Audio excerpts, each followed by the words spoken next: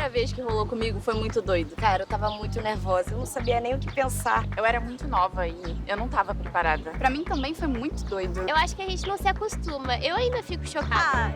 Conta a história. Você deve estar pensando que a gente tá falando sobre primeira menstruação, né? Afinal, você já sabe que esse filme se chama Livre para Menstruar.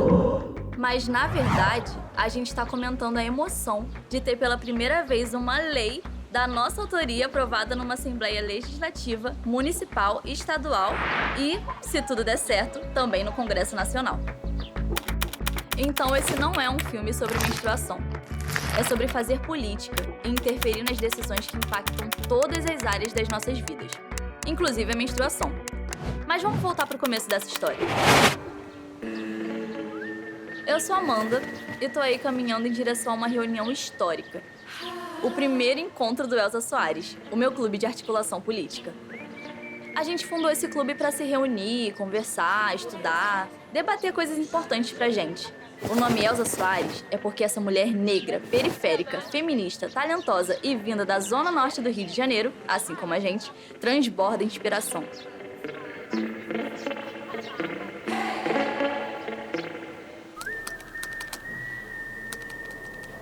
Eu sou a Rebeca. Estou aí concentradíssima escrevendo um texto, tentando explicar uma grande confusão. Feminismo não é o contrário de machismo. Feministas não odeiam homens. O machismo diz que homens são superiores e as mulheres inferiores. O feminismo não é o contrário disso, mas a defesa da igualdade de direitos entre homens e mulheres. O machismo oprime todo mundo. Esse texto vai para as mídias sociais da Anitta Malfatti, meu clube de articulação política, aqui em Aracaju, Sergipe.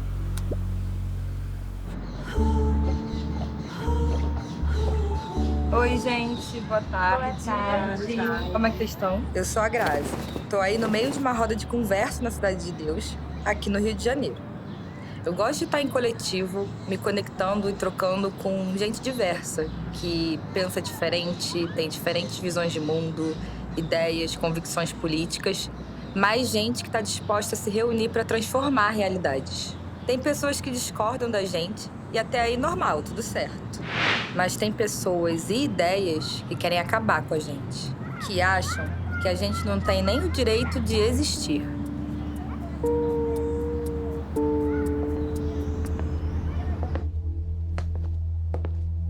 Opa, tudo bom? Meu nome é Ricardo, Patrício Ricardo.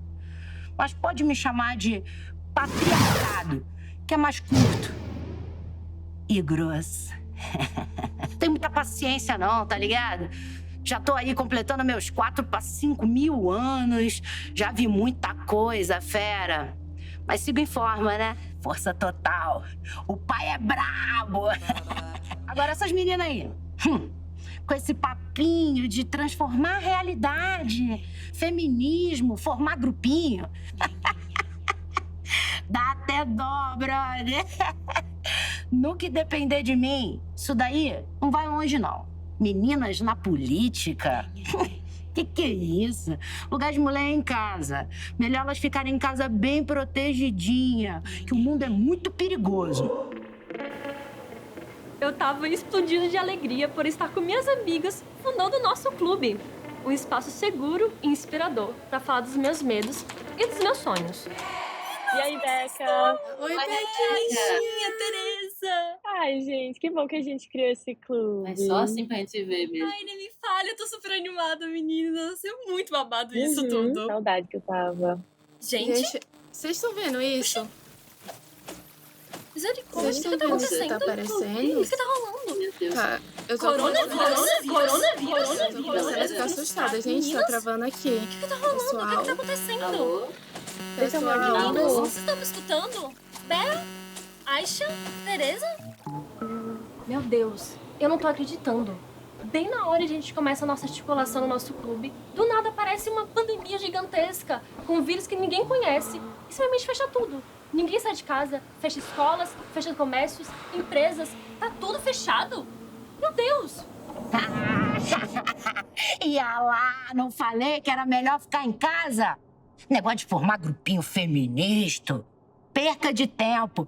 Esquece. Todo mundo que viveu a pandemia sabe o tamanho da tragédia. Mesmo sentindo muito todo esse impacto, a gente não parou, não. Pelo contrário, a mobilização só aumentou.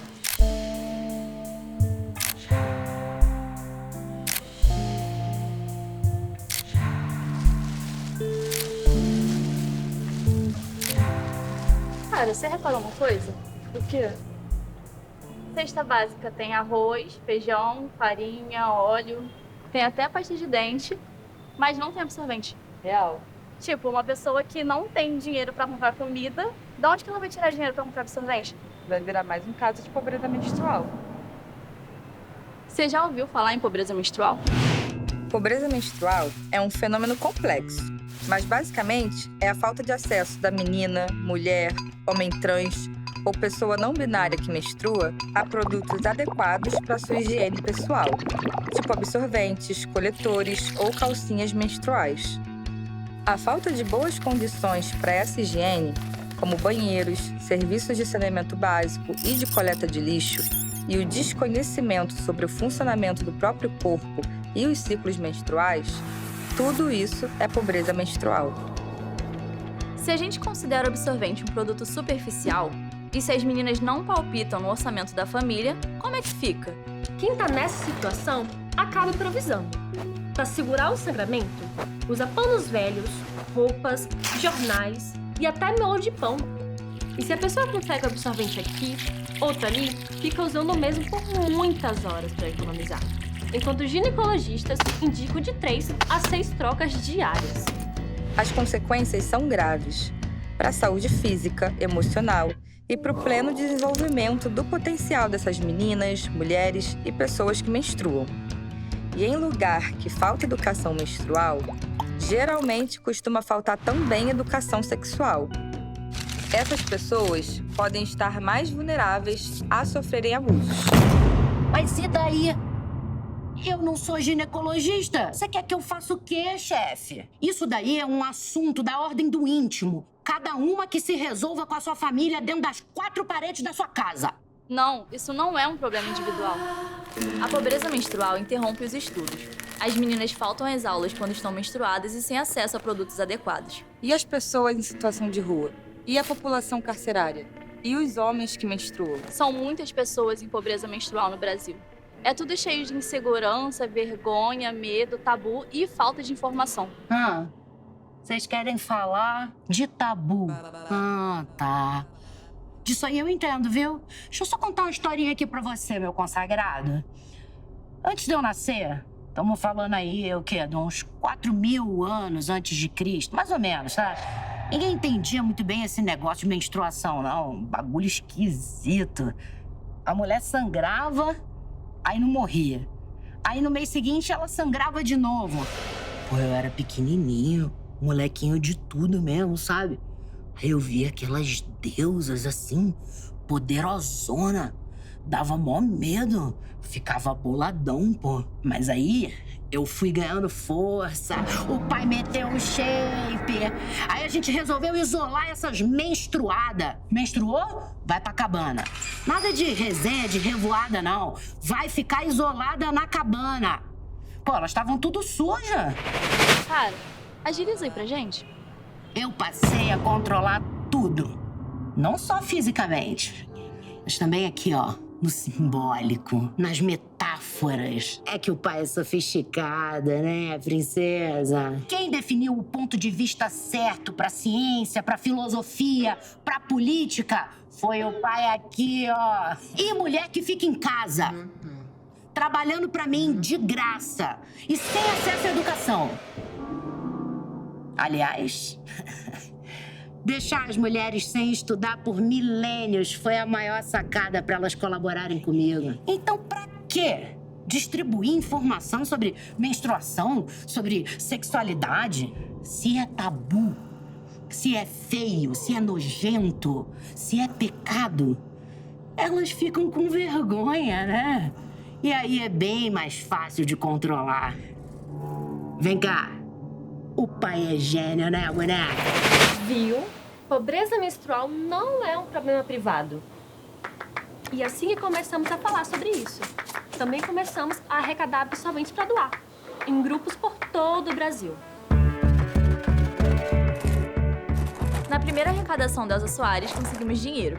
Fomos ao mercado e compramos um montão de absorventes para colocar em cestas básicas. O trabalhador do supermercado ficou me olhando e deu até uma certa vergonha. Ele deve ter pensado: nossa, por que aquela menina tá comprando tanto absorvente? Será que ela tem algum problema? É fluxo intenso? E eu tinha sim, mas não era só meu. Era um problema coletivo. Mas meninas, por que vocês estão doando absorventes tradicionais? E a poluição do meio ambiente? Por que não dão coletores ou calcinhas menstruais que são ecológicos? Assim, gente, calcinha menstrual, coletor menstrual, são maravilhosos. Mas quando a gente fala de população vulnerável, a gente está falando de pessoas que não têm acesso a banheiro, água corrente, a saneamento básico. Não dá pra lavar o coletor, nem a calcinha, sacou?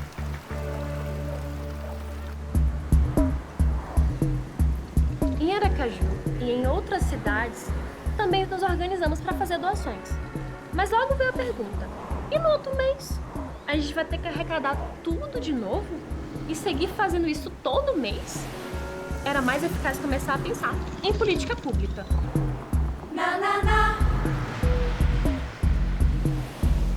Esse projeto visa combater a chamada pobreza menstrual para viabilizar a distribuição de produtos absorventes nas redes de ensino e de saúde pública. O que você achou, Bia? Perfeito. Então vamos fazer uma lista com os deputados aqui do Rio e a gente entra em contato com todos eles, um por um? A lei que tirava os impostos de produtos menstruais no Rio de Janeiro foi aprovada. E em outras cidades foram surgindo novas propostas, a partir da iniciativa, é claro, de grupos de meninas e jovens mulheres. E logo começou uma grande articulação por uma lei federal para todo o Brasil. Foi um debate intenso entre vários grupos. Todo mundo pressionando parlamentares até que a Lei Federal número 14.214 entrou na pauta do Congresso. E saiu da pauta. E entrou de novo. E saiu de novo. E entrou de novo. E foi vetada. Chocada. Mas não surpresa. Vetado! Distribuir absorvente? Mas quem é que vai pagar por isso? Quanto que isso custa? Essas menininhas aí, elas são muito fofinhas. Mas política não é assim que se faz, não.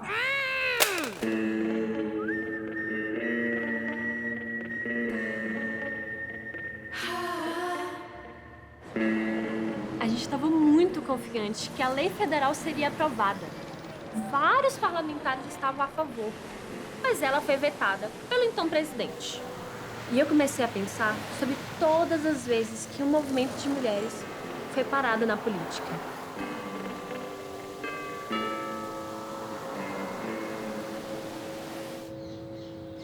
As mulheres, elas sofrem microagressões no dia a dia. E aí, quando elas entram na política, isso se reflete lá também. O ambiente político, e não só o partidário, ele é um ambiente de muita violência para as mulheres, né? Desde as microagressões, que é uma mulher ser questionada, quando é uma mulher jovem, né, uma menina, ela é mais desacreditada ainda, até a violência física de fato, né, como o assassinato, como a violência sexual que acontece. A gente tem vários exemplos na política partidária.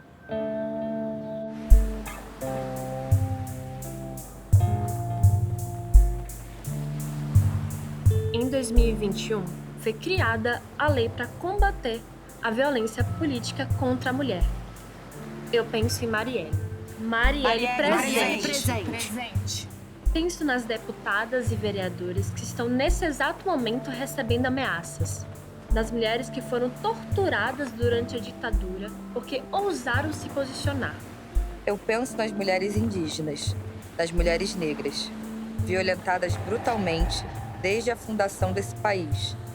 Mas se tem alguém, hoje, tecendo alguma possibilidade de futuro, são elas. Somos nós.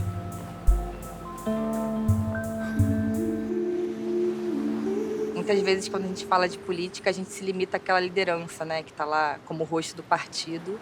mas a gente tem as agentes públicas, as agentes de saúde, quem atua na gestão dos equipamentos. Eu acho que as mulheres da minha vida e que eu conheci durante todo o meu processo até hoje, elas sempre me inspiraram muito no sentido de elas conseguem fazer coisas incríveis. É claro que tem muitas mulheres públicas que me inspiram. Por exemplo, começando pela Beatriz Nascimento, aracajuana, e que escreveu a história do povo negro no Brasil. Ela foi extremamente necessária e continua sendo.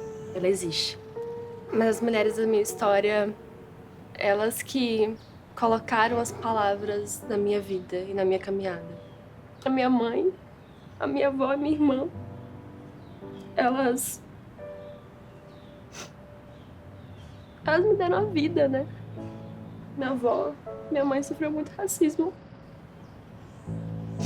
E hoje elas me ensinaram a ter orgulho de quem eu sou. Essa é a minha avózinha, Janilane, e ela é minha primeira referência de mulher negra, forte, cuidadora e amorosa.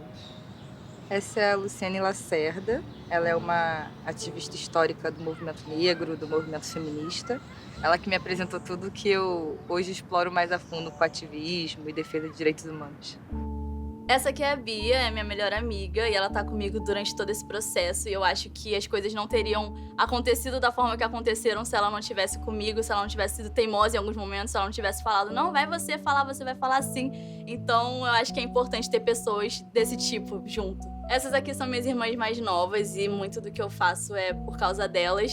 E um momento muito importante pra mim foi quando uma delas, a Aline, chegou em casa e falou: distribuíram absorvente lá na escola. Eu falei que foi você que participou de tudo isso. E as meninas não acreditaram. Vai lá me buscar pra você e falar pra elas. E aí, eu acho que é muito importante isso, de ser uma referência, sabe? Tipo, as meninas não acreditaram, mas eu fui lá, a gente conversou, eu falei, dá sim pra fazer isso. Eu fiz, vocês podem fazer.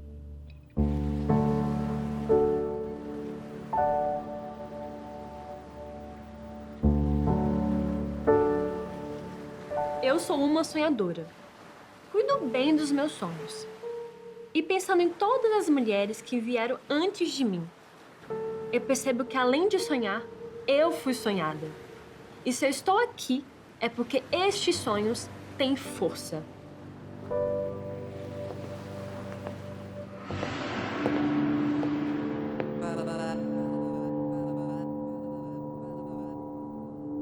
O que a gente sonha tem força sim. O patriarcado diz que não. Mas ele não é uma pessoa. Ele fala por meio dos homens e mulheres que escolhem dizer que a gente não pode sonhar. Ele fala por meio de costumes, piadinhas, filmes, novelas, propagandas. Mas quando me fortaleço, a voz dele fala mais baixo. E às vezes, até some. Eu sei que ele vai dar um jeito de voltar. Mas é importante dizer, às vezes ele some.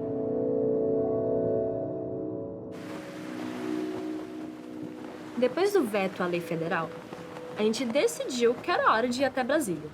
Foi aí que eu aprendi o que é fazer advocacy.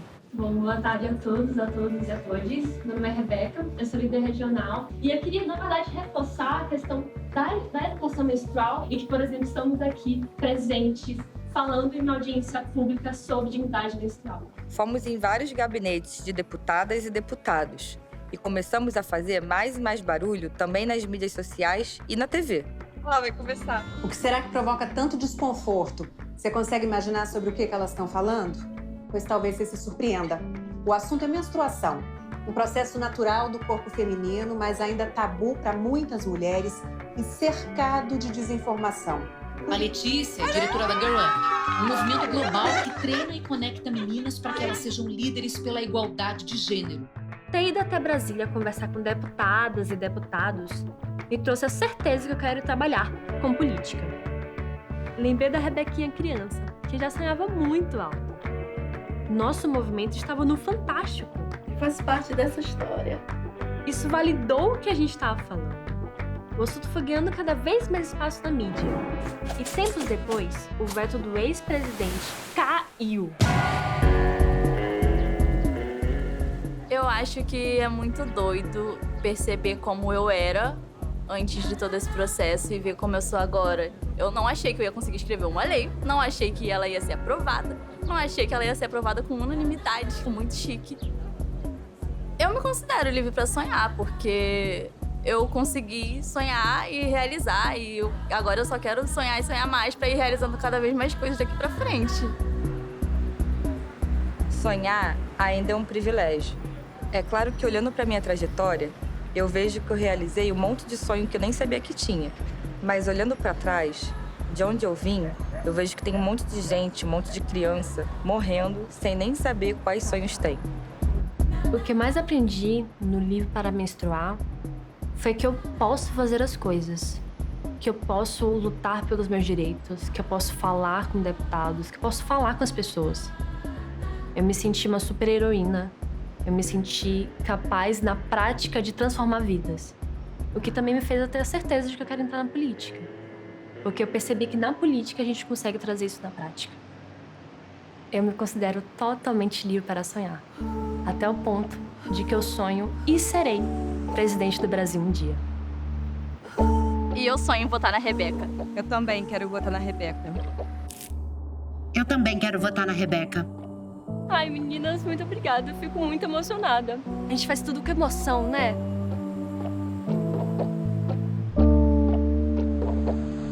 Cada passo um lugar, cada gota um mar. Na cantiga lembrar que eu também posso voar. Cada passo um novo lugar, cada gota todo mar. Na cantiga lembrar que eu também posso voar. O meu corpo, o meu chão, pensamentos de tufão, das raízes brotar o que está em nossa mão. Minha mãe, minha avó, sei que nunca estou só. Fui sonhada e vou sonhar por quem foi e quem virá. Cada passo um lugar, cada gota um mar. Na cantiga lembrar que eu também posso voar. Cada passo um novo lugar, cada gota todo mar. Na cantiga lembrar que eu também posso voar.